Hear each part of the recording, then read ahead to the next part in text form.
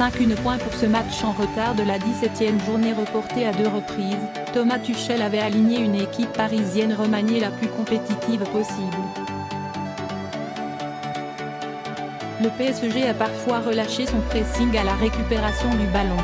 Mais il s'est créé de très nombreuses occasions grâce à son habileté technique collective et sa capacité à trouver des joueurs extérieurs lancés. Paris a ramé en première période contre une équipe héroïse approcheuse qui s'est créé la première véritable opportunité, Buffon détournant un tir cadré de Squelettic au terme d'un slalom dans la défense parisienne, 8e. Mais il a mis un premier coup sur la tête à son adversaire sur un coup franc direct magnifique de Di Maria dans le temps additionnel de la première période, 2-1, 45e plus 1, avant de prendre très largement le large, d'abord sur un but contre son camp de Squelettic, 3-1, 73e, puis grâce à Mbappé, 5-1, 79e, les 2 fois avec la réussite de ballon contré par Hilton dans ses propres buts. La maîtrise a fini par faire imploser la densité montpelliéraine dans l'axe du terrain. Cette capacité des joueurs de Der Zakarian de défendre à 9, d'aspirer leur adversaire, pour sortir rapidement et jouer les cloisons.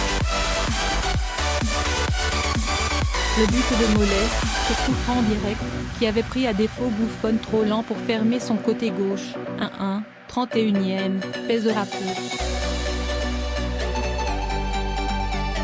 Tout comme les multiples arrêts de Lecomte devant Di Maria, 12e, 26e, Mbappé, 55e. Le bilan est très lourd pour Montpellier au sortir d'une soirée de grand réalisme offensif parisien. Montpellier a eu plusieurs chances mais Paris n'a vraiment pas d'équivalent L1. Les stats, Mbappé et l'attaque parisienne affolent toujours les compteurs. Escorté par la réussite et un but contre son camp d'Hilton, 4-1, 78e, la star française a inscrit sa 20e réalisation en L1, hors pénalty, confortant sa place de meilleur buteur du championnat. Et dire que son bilan aurait pu être encore plus productif s'il avait cadré dans le temps additionnel un énième centre de Kurzawa, 90e plus 3, ou si le compte n'avait pas détourné son tir croisé, 55e. L'avant-centre du PSG est impliqué sur 47 buts en 46 matchs avec le PSG en L1, 33 buts, 14 réalisations.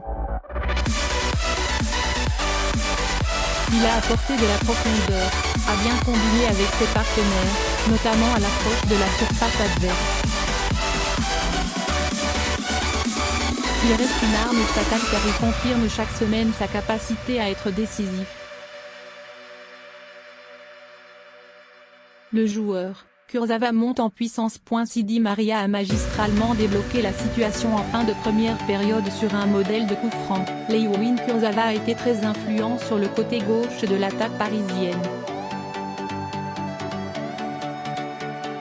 Le latéral gauche n'avait pu marquer depuis janvier 2018. Il s'est intelligemment laissé oublier au deuxième poteau pour reprendre de la tête un centre d'Alvis, 1-0, 13e, 4e passe décisive du milieu brésilien cette saison.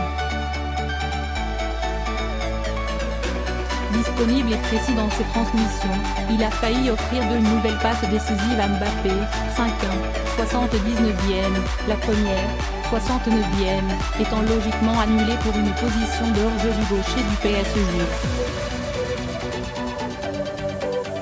C'est la deuxième fois de sa carrière que Kurzawa marque et offre une passe décisive au cours d'un match de L1 après celui contre Lorient le 3 février 2016.